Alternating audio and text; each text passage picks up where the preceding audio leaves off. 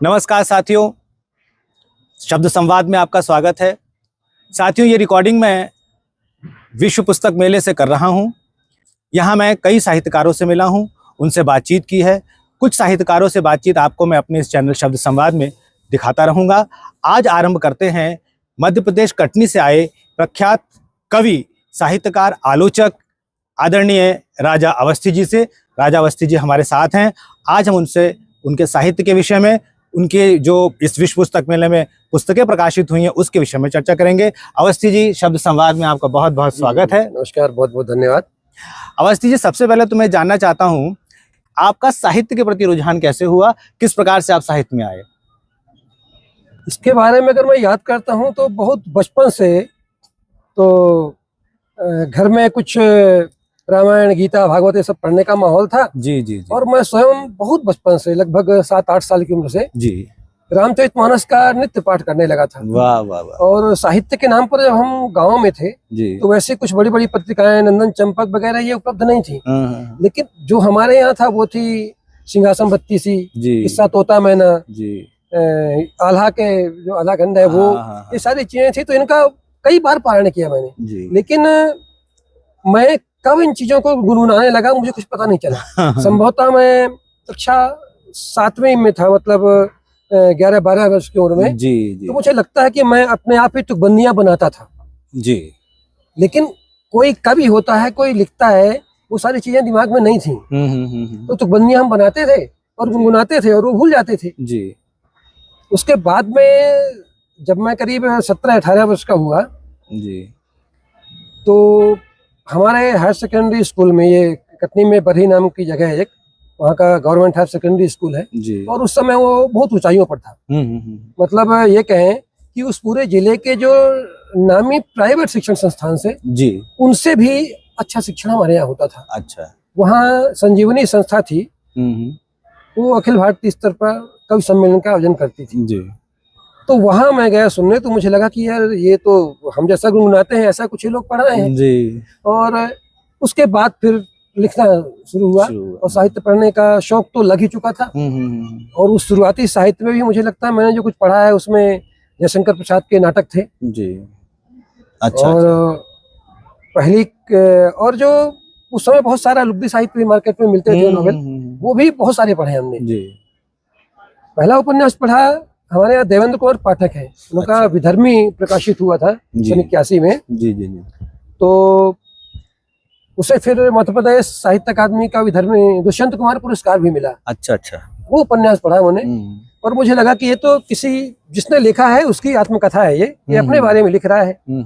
उनके गांव के एक सज्जन मिल गए, मैंने पूछा, बोले नहीं नहीं ऐसा नहीं है भाई, वो भी बहुत यंग है और नौकरी कर रहे हैं जी। संयोग से मैं कटनी में मेरी पोस्टिंग हुई शिक्षा विभाग में जी जी जी। और वो भी कटनी में शिक्षा विभाग में ही थे। अच्छा। अब तो सेवानिवृत्त हो चुके हैं।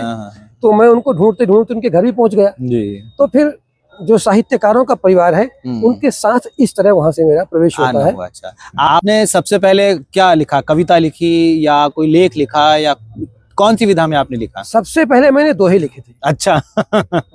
जी, सबसे पहले मैंने जी जी जी दोहे लिखे थे और उसके बाद कहानियां, वो कहानियां प्रकाशित भी हुई मेरी जी जी। फिर बाद में गीत की तरफ आए और गीत में भी जो मेरी विशेष विधा है नवगीत जी। तो जब हम लिख रहे थे तो हमें ये नहीं पता था कि हम ये नवगीत है, इतना जानते थे कि गीत है जी जी जी। लेकिन कुछ नवगीतकार थे वहाँ जी, अच्छे थे और चर्चित भी थे देश में जी जी जी। उन्होंने कहा, राजा भाई आपके नवगीत है।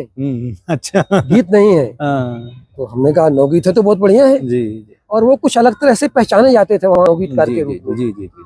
तो हमें ऐसा लगा कि कुछ प्रमोशन हो गया है। हाँ, उन्होंने मतलब उन्होंने उसको क्या नहीं सर्टिफाई कर दिया जी जी। तो विचारों का जो प्रवाह था, जो दिशा थी जी, उस तरह लिखना शुरू कर दिया। जैसा मैंने बताया कि हमने बहुत ज्यादा रामचरितमानस का पारायण किया। लेकिन लेखन में उस तरह की चीजें नहीं आई जी कि हम भक्ति की ओर चले जाए, जी जी जी जी तो भक्ति भाव उस तरह का नहीं है, आया, हाँ, नहीं है। हाँ, हाँ। एक अलग विचार की रही, क्योंकि और अलग तरह का साहित्य भी पढ़ते लेकिन रहे। कविता का संस्कार जो था वो उसमें आपका विकसित होने लगा। हाँ, मुझे लगता है ये वहीं से विकसित हुआ है। अच्छा, आपने ये बताया कि आपने कहानियां भी लिखी हैं, आपने नवगीत भी लिखे हैं, आपने दोहे भी लिखे हैं, तो इसका मतलब ये है कि आपने साहित्य की कई विधाओं में लिखा है। हाँ, कई विधाओं में गजल ये भी लिखी है, बहुत गजल पहले। भी लिखी, जी बिल्कुल, गजल भी लिखी है आपने। आपकी प्रिय विधा कौन सी है? पहले तो मुझे लगता था कि नवगीत ही मेरी बहुत प्रिय विधा है, जी लेकिन पढ़ने का भी काफी शौक है, तो धीरे धीरे रुझान आलोचना की तरफ चला गया। जी जी और अब लगता है कि क्या मैं प्रमुख रूप से आलोचना पर ही काम कर पा रहा हूँ, तो मैं कुछ संशय में हूँ। जी। लेकिन नवगीत लिखना मुझे नवगीत बहुत आपकी प्रिय प्रिय है। विधा, जी जी गजलें पढ़ना बहुत अच्छा लगता है, गजलों जी। को मैं बहुत पसंद करता हूँ। जी जी जी। मैंने ये चीज इसलिए पूछी है क्योंकि कार्यक्रम के अंत में मैं आपसे फिर आपकी प्रिय विधा की एक रचना जरूर सुनूंगा। जी बिल्कुल बिल्कुल। साथियों, मैं ये बताता चलूं कि मैं जो ये वीडियो रिकॉर्ड कर रहा हूं, क्योंकि ये मेरे स्टूडियो में नहीं है, ये दिल्ली में विश्व पुस्तक मेला में भारत मंडप मैदान में है, तो आपको इधर उधर की आवाजें भी आती रहेंगी, लेकिन कृपया उन पर ध्यान ना दे करके आप हम दोनों की बातों को सुनिएगा। तो आप ये बताइए अवस्थी जी कि आपकी कितनी पुस्तकें आ चुकी हैं अब तक? पुस्तकों की संख्या बहुत कम है। 2006 में मेरा पहला नवगीत संग्रह आया था। अच्छा अच्छा जी। अनुभव प्रकाशन है गाजियाबाद में, जी। डॉक्टर श्याम निर्मम निकालते थे, आजकल उनके बेटे हैं पराग कौशिक, वो चलाते हैं उसको। जी जी जी। उसके बाद लंबे समय तक कोई किताब नहीं आई, क्योंकि मैं इस मामले में बहुत आलसी हूँ। 2021 में मेरा दूसरा नवगीत संग्रह आया, जीवन का गुणा भाग। अच्छा, वो श्वेतवर्णा प्रकाशन ने प्रकाशित किया है। जी जी जी। 2018 में लिख चुका था कैकेयी अब बोलती, लेकिन वो अभी आई है जी, 2026। हाँ, विश्व पुस्तक मेले में शायद उसका उसका विमोचन हुआ है। जी जी। वो लिटिल बर्ड प्रकाशन से आई है। जी जी। कुसुमलता सिंह है, वो कक्षाण पत्रिका की संपादक भी है, वो उनका प्रकाशन है जी, और बहुत बढ़िया छापा है उनने जी। और कैकेयी अब बोलती मुझे लगता है मेरे सारे नवगीतों के और सबसे ऊपर है। वो किताब एक बहुत अच्छे दृष्टिकोण से कैकेयी को लेकर लिखी गई है। जी जी जी। मुझे लगता है मैंने अब तक कैकेयी के बारे में जितना, बहुत मोटी किताब नहीं है, लेकिन इतना भी पूरा केवल कैकेयी पर किसी ने नहीं लिखा है, इस दृष्टि से भी नहीं लिखा है। जी जी जी। साथियों, राजा अवस्थी जी की अभी एक पुस्तक कैकेयी अब बोलती है प्रकाशित हुई और विश्व पुस्तक मेले में उसका विमोचन हुआ है। यही पुस्तक है ना अवस्थी जी? जी बिल्कुल बिल्कुल, यही वो पुस्तक है, आप इस पुस्तक को देख सकते हैं।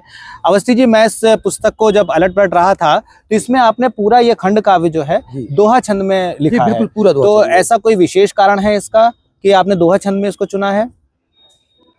मैं 2018 में वाल्मीकि रामायण का स्वाध्याय कर रहा था। जी जी। और उसे पढ़ते पढ़ते उसमें कुछ ऐसे स्पेस हैं जहाँ पर कैकेयी के बारे में चीजें हैं जी, जो पूरी वहाँ नहीं कही गई, लेकिन वो चीजें वही हैं। जी जी। तो वो मैंने दोहे में शुरू कर दिया और कुछ ऐसा विचार पूर्वक नहीं किया था, लेकिन दोहे में लिखना शुरू किया और वो धीरे धीरे धीरे धीरे वो पूरा दोहे में ही जी जी जी आ गया। तो ये पुस्तक है कैकेयी बोलती है, इसको जब विश्व पुस्तक मेले में मैं भी उसमें शामिल था, जब आपका था, तो उसमें जब मैं पुस्तक को अलट पलट रहा था तो मुझे कुछ ऐसा ध्यान आ रहा है कि जो मैथिली क्षण गुप्त जी का साकेत था उसमें एक अध्याय है कैकेयी का अनुताप। जी बिल्कुल। तो क्या उससे कुछ प्रभावित है ये? नहीं, उससे बिल्कुल प्रभावित नहीं है जी, वो मैंने पढ़ा है। जी जी जी। और प्रभावित इसलिए नहीं है कि जहाँ पर मैथिली क्षण गुप्त कैकेयी के बारे में लिखते हैं जी, वहाँ वो कैकेयी की प्रशंसा कहीं नहीं है, कैकेयी का पक्ष नहीं है जी। वो यही लिखते हैं कि कैकेयी ने ये किया, राम के साथ बहुत बुरा किया, उसके बाद भी राम ने उनको प्रणाम किया। जी जी जी जी। भरत महान है जी, तो भरत जैसे पुत्र की माँ होने के नाते कैकेयी महान है, कैकेयी अपने कारण महान नहीं है। ऐसा कुछ मैथिली क्षण गुप्त ने भी नहीं लिखा है। और मैं बताऊं, अभी ये तो तीसरी पुस्तक थी, ये दो पुस्तकें मेरी और आई हैं इस मेले में। जी जी बताइए। एक तो आलोचना पर केंद्रित पुस्तक है, आलोचना का ब्राह्मणवाद जी जी, और दूसरा एक अभी दुष्यंत के 50 वर्ष पूरे हुए उनके जी, ये आलोचना का ब्राह्मणवाद। जी बिल्कुल, यही है आलोचना का ब्राह्मणवाद जी जी। और इसमें विशुद्ध सैद्धांतिक आलोचना है जी, इसमें किसी कवि की रचनाओं पर समीक्षा नहीं है, आलोचना तो ये शीर्षक इसका आपने कैसे ब्राह्मण आपने लिखा आलोचना का ब्राह्मणवाद? हाँ, तो ब्राह्मणवादी विचारधारा से इसको लिखा है या हालांकि पिछले वर्षों से तो मुझे आलोचना का ठाकुरवाद ज्यादा नजर आ रहा है, या कोई इसमें किस दृष्टि से आपने लिखा इसको? दरअसल ब्राह्मणवाद ब्राह्मण जाति से संबंध रखता ही नहीं है, जी। लेकिन शुरुआत वहीं से हुई, तो वो हर जाति में है। आप देखेंगे दलितों की एक ही जाति में जैसे ही कोई व्यक्ति थोड़ा ऊंचा हो जाता है, जी उसके अंदर ब्राह्मणवाद पैदा होता है और वो अपनी जाति के अपने भाई बहनों को अपने से कमतर आंकने लगता है, कमतर कहने लगता है। जी जी जी तो आलोचकों में भी एक ब्राह्मणवाद पैदा हुआ, एक अभिजात्य पैदा हुआ उनके अंदर, और उसी वर्ग के की कविताओं को यानी गद्य कविताओं पर उनने सारी आलोचना केंद्रित कर दी। जी जी गद्य कविता से इतर जो है जी उनके लिए वो लगभग दलित की श्रेणी में आ गए और उनको वो हिकारत की दृष्टि भी देखते रहे, उन पर कोई बात नहीं करना है, उपेक्षा करना है। यही तो ब्राह्मणवाद है। इसका संबंध ब्राह्मण जाति की सोच से नहीं है, ये ब्राह्मणवाद एक तरह से अभिजात्यवाद है। लेकिन अगर हम इसको कहते हैं आलोचना का श्रेष्ठतावाद, तो कुछ अंतर होता है कि ब्राह्मणवाद में एक बार को तो ब्राह्मण के दिमाग में बात आएगी। ये आलोचना का ब्राह्मणवाद है। जी दरअसल श्रेष्ठतावाद कहेंगे अपन तो ये बात होगी कि जो श्रेष्ठ था उसका पक्ष लिया गया। ब्राह्मणवाद एक नकारात्मक सोच है कि हम दूसरे को नकार रहे हैं। जी जी श्रेष्ठतावाद तो यह है कि जो श्रेष्ठ है हम उसे ही लेंगे, मतलब वो श्रेष्ठ है। ब्राह्मणवाद में ऐसा नहीं कि हम श्रेष्ठ है, ये हमारी सोच है कि हम श्रेष्ठ हैं आप। अच्छा, तो ये ब्राह्मणवाद में एक नकार का वो है, नकार का स्वर भी आ रहा है इसलिए ब्राह्मणवाद, इसलिए भी क्योंकि आप भी ब्राह्मण ही हैं राजा वशिष्ठ, इसलिए मैं ये प्रश्न पूछा कि मतलब क्या इसी वजह से आपने इसको ब्राह्मणवाद चुना है? बिल्कुल नहीं, या ये पिछले 70 वर्षों की आलोचना ब्राह्मणवाद का ही शिकार हुई है जी। और चाहे वे नामवर सिंह ठाकुर थे, क्षत्रिय थे, तो भले नामवर सिंह रहे हो या कोई और रहे हो, लेकिन जो आलोचना थी वह ब्राह्मणवादी प्रवृत्ति का, ब्राह्मणवादी सोच का ही शिकार हुई है। परिणाम जी, ठीक। अच्छा, एक चीज मैं यहाँ पर और आलोचना से संबंधित एक प्रश्न करूंगा, फिर आपके आगे की पुस्तक पर जिक्र करेंगे। एक चीज देखने में ये आ रही है अवस्थी जी कि आमतौर पर आलोचना ने गद्य को उपेक्षित किया है, गद्य की कई विधाओं को उपेक्षित किया है। और अभी मैं कुछ दिन पहले मेरे एक चर्चा चल रही थी, तो मैंने उसमें ये भी प्रश्न किया था कि नाटक और एकांकी तो बिल्कुल उपेक्षित हैं आलोचना से। तो ऐसा क्या आपको लगता है कि क्या आलोचना ने एक अपने आप को एक दायरे में सीमित कर लिया? एक दूसरी चीज और देखने में आती है, जैसे आप स्वयं कवि हैं और अच्छे गजलकार हैं, नवगीतकार हैं, आप आलोचना में आ गए, ऐसे और भी कई कवि हैं जो आलोचना में आ गए हैं। तो मतलब रचनाकार स्वयं आलोचना में आ रहा है, जबकि मेरा मानना यह है कि एक रचनाकार को एक आलोचक को आलोचना में आना चाहिए, उसे अलग अलग विधाओं को देखना चाहिए। आप कैसा मान रहे हैं इस समय आलोचना के? अगर रचनाकार प्रबुद्ध हो रहा है जी और दूसरों को पढ़ रहा है, जब पढ़ रहा है तो पढ़ते हुए उसके अंदर विचार आ रहे हैं और वो उनके विषय में एक दृष्टिकोण बना रहा है, तो उस दृष्टिकोण को कहने में, लिखने में कोई वैसी बात नहीं है। इसलिए यदि रचनाकार प्रबुद्ध हो रहा है तो आलोचना में आ सकता है, उसे आना चाहिए। जी जी जी, जी। और जो आपने कहा कि गद्य की उपेक्षा की गई है, दरअसल जितने आपको उस ब्राह्मणवादी आलोचना की जो बात कर रहा हूँ, जी जी, वहाँ के लोग मिलेंगे जी, ये सारे के सारे प्राध्यापक हैं। प्राध्यापक के लिए आलोचना करना बहुत आसान इसलिए होता है क्योंकि वो बार बार उपन्यासों को, कहानियों को कक्षाओं में पढ़ाता है जी, तो बड़ा लगातार बार बार उसका वो अभ्यास होता है जी, जी, जी। और कुछ नई बातें भी आती जुड़ती रहती हैं, इसलिए उसको कर पाता है जी। लेकिन जो रचनाकार आलोचना कर रहा है, जो प्राध्यापक नहीं है जी, वो बहुत गहन दृष्टि से उसको देखता है। तो अच्छा, कविता केंद्रित आलोचना इसलिए हो गई क्योंकि कविता छोटे छोटे में हिस्से में होती है और उस पर उसके छोटे से प्लॉट पर बोल पाना बहुत आसान है जी। लेकिन जब हम गद्य में, कहानी में, कविता पर बात, कहानियों पर, उपन्यास पर बात करते हैं तो उसका प्लॉट बहुत बड़ा होता है जी। तो वहाँ पर आलोचना करना बहुत आसान भी नहीं है क्योंकि आप सारे पात्रों के बारे में फिर आपको कहना पड़ेगा और उनके अंदर जो कंट्रोडिक्शन पैदा हो रहा है उसके बारे में आपको कहना पड़ेगा।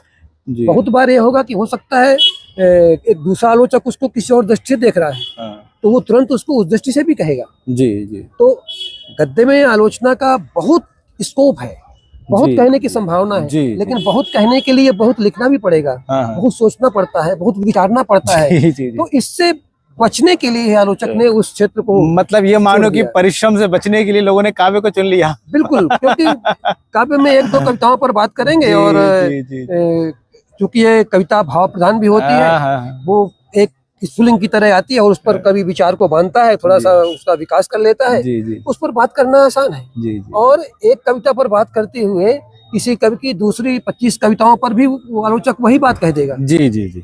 बिल्कुल, आपने बहुत अच्छी बात कही है और हालांकि इस पर तो बात बहुत लंबी बात हो सकती है, लेकिन हमारे इसका समय सीमित है और हमारा जो परिवेश है वो भी बहुत ज़्यादा जो है वो नहीं है। तो एक और पुस्तक आपकी आई है, उस पर भी थोड़ी सी बात कर लेते हैं, जो है समकालीन हिंदी गजल 5 दशक 5 कदम। एक ये पुस्तक आपकी अभी विश्व पुस्तक मेले में आई है, जिसमें आपने 5 कवियों को चुना है, गजल कवि जो हैं, जो गजल लिख रहे हैं समकालीन हिंदी उसमें। और इन 5 कवियों में जो आपने कवि चुने हैं, महेश अग्रवाल जी हैं, देवेंद्र आर्य जी हैं, कमलेश भट्ट कमल हैं, ओम प्रकाश यति हैं और विनय मिश्र जी हैं। ये 5 कवि आपने चुने हैं। तो एक तो ये पूछना चाहता हूँ, इस 50 वर्ष में यही 5 कवि क्यों आपको ऐसे लगे जो जिन्हें आप समकालीन हिंदी गजल में रख सकते हैं, और बाकी के 5 मतलब बाकी के लोगों में से ऐसे क्यों नहीं? लिख तो बहुत सारे लोग रहे हैं। बिल्कुल सही कह रहे हैं, बहुत लोगों ने लिखा है जी। और दरअसल ये दुष्यंत के बाद जो 50 वर्ष अभी पूरे, उनके साए में धूप के प्रकाशन से हम हिंदी गजल की घोषित शुरुआत मानते हैं। जी जी जी। तो इसलिए इसको निकालने का विचार आया और चयन में बहुत सारे गजलकारों पर हमने सोचा जी। फिर दिमाग में ये बात थी कि इन 50 वर्षों में जो हिंदी गजल का विकास हुआ है जी जी, तो वह भी हमारे चयन में दिखना चाहिए जी। तो हम जो देखते हैं, दुष्यंत के ही समय के बिल्कुल थोड़ा बाद महेश अग्रवाल लिखते हैं जी। तो जो दुष्यंत की विचारधारा है वो महेश अग्रवाल की गजलों में हमें दिखाई पड़ती है जी। अच्छा। उसके बाद का जो हिस्सा है, जब ये नई कविता, प्रयोगवादी कविता और तरह तरह की गद्य कविताएं चलन में आ रही थी जी जी जी। और जो आज़ादी का काफी समय निकल चुका था जी जी जी, उस समय जो परिपक्व हो रहे थे, जिनकी विचारधाराएं पक रही थी, उनमें आते हैं देवेंद्र आर्य। तो उसके बाद का जो विकास है वो हमें देवेंद्र आर्य में दिखाई पड़ेगा। कमलेश भट्ट कमल जी, मतलब, और वो उसके बाद थोड़ा सा फिर हम आगे बढ़ते हैं तो ओम प्रकाश यति और अंत में अब विनय मिश्र। तो आप महेश अग्रवाल की गजलें पढ़ेंगे और ठीक विनय मिश्र पर तो आपको बहुत बड़ा अंतराल दिखाई पड़ेगा उसमें, लेकिन एक साथ अगर एक के बाद एक पढ़ेंगे तो आपको उसका विकास धीरे धीरे दिखाई पड़ेगा। इसलिए ये 5 नाम चयन किए गए। अच्छा, यही 5 हो सकते थे ऐसा नहीं है, दूसरे 5 भी हो सकते थे, है ना? लेकिन जो हमारी शर्तें थी, जिस तरह का सहयोग है वो हमें इन 5 ने सहमति दे दी कि हम तैयार हैं। जी जी जी। तो हमने इन 5 को लिया और 5 ये इस पूरे कालखंड का प्रतिनिधित्व भी करते हैं। जी जी। तो इसलिए भी इन 5 का चयन किया हमने। जी जी। और फिर ये हमने अपनी भूमिका में भी लिखा है कि जिन 5 का चयन करने में अगर हम 50 शीर्षस्थ गजलकारों की एक सूची बनाए तो चाहे पहले 5 ना हो जी, लेकिन शीर्ष के कुछ गजलकारों में 5 ये 5 होंगे, आ जाएंगे, इसलिए भी महत्वपूर्ण है। जी जी जी, आपने बहुत अच्छी बात कही है हमसे भी। और एक चीज और पूछूंगा मैं, बस एक अंतिम प्रश्न है मेरा आपसे, क्योंकि समय के साथ है, हालांकि बातें तो साहित्यकारों से बहुत लंबी की जा सकती हैं और लंबी हो सकती हैं। अंतिम प्रश्न मेरा ये है कि भविष्य को लेकर आपकी क्या योजना है? आलोचना में, मुख्य रूप से आलोचना में बताइए। आलोचना में मेरा विचार है कि मैं कुछ गद्य को लेकर, जैसा आपने कहा, तो उस पर काम करूं। जी जी। गजल पर भी कुछ और काम करने का विचार है। जी जी। नवगीत पर भी कुछ काम करना है। आलोचना पर ज्यादा विचार है मेरा। जी जी। और कविता तो ये है कि जब आएगी तो तभी आती है। हाँ, कविता या कहानी का तो ऐसे ही है, मौलिक लेखन का तो जब आएगा तभी लिखेंगे आप, लेकिन आलोचना को आप एक योजनाबद्ध तरीके से काम कर सकते हैं। योजनाबद्ध तरीके से काम कर सकते हैं, इस वजह से कुछ आलोचना पर शायद हो जाए। जी, जी, और कितना हो पाएगा ये पता नहीं, क्योंकि व्यस्तताएं तो बहुत सारी रहती हैं। मेरी शुभकामनाएं आपके साथ हैं, आप ऐसी ही आलोचना की पुस्तकें निकालते रहे। अब हमारे कार्यक्रम का अंतिम प्रश्न है और यह है कि एक अपना नवगीत आप हमारे दर्शकों का अवश्य। जी बिल्कुल। नवगीत के बारे में एक तो यह कि नवगीत पूरी तरह गीत होता है। जी जी। लेकिन वह आत्म केंद्रित नहीं होता।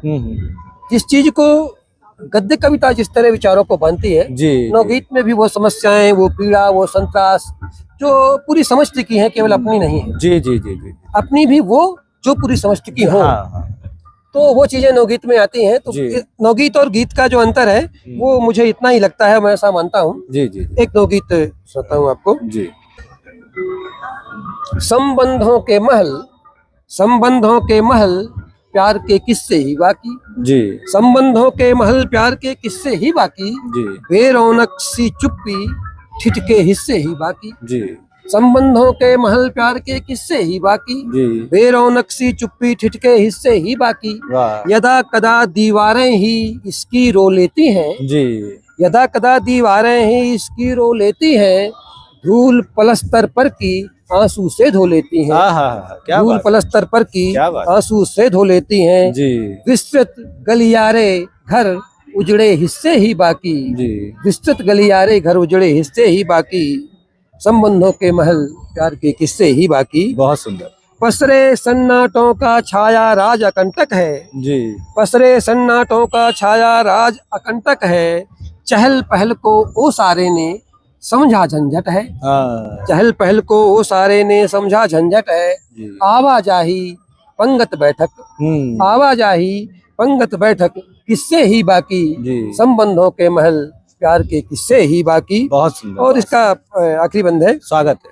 शिखर विवश है जी मुंह पर अपने ताला डाल रखा, जी शिखर विवश है मुंह पर अपने ताला डाल रखा, अनियंत्रित झंझाड़ झाड़ छाती में पाल रखा, जी शिखर विवश है मुंह पर अपने ताला डाल रखा, अनियंत्रित झंझाड़ झाड़ छाती में पाल रखा, बूढ़ी काया औलादों के हिस्से ही बाकी, जी। संबंधों के महल प्यार के किस्से ही बाकी, बहुत सुंदर, संबंधों बहुत के महल प्यार के किस्से ही बाकी। तो साथियों, ये थे राजा अवस्थी। आज हमने राजा अवस्थी जी से उनकी उन पुस्तकों पर चर्चा की जो विश्व पुस्तक मेले में विमोचित हुई हैं।